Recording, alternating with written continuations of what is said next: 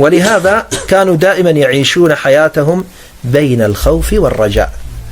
نظرت في الدرس السابق لما تكلمنا، قلنا الدرس السابق نحن تكلمنا عن الخوف في العهود والمواثيق.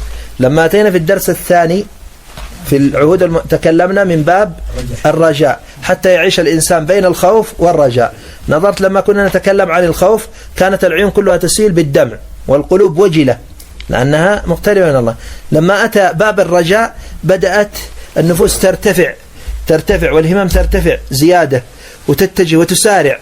فالرجاء والخوف يجعل الإنسان دائما قريب من الله ويتحمل كل المصاعب التي حوله. ولهذا يقول الله عز وجل عن هؤلاء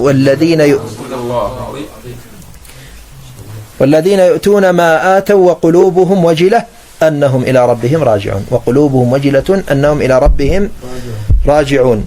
وكانوا يعرفون أن الدنيا بعذابها ونعيمها لا تساوي جناح بعوضة في جنب الآخرة.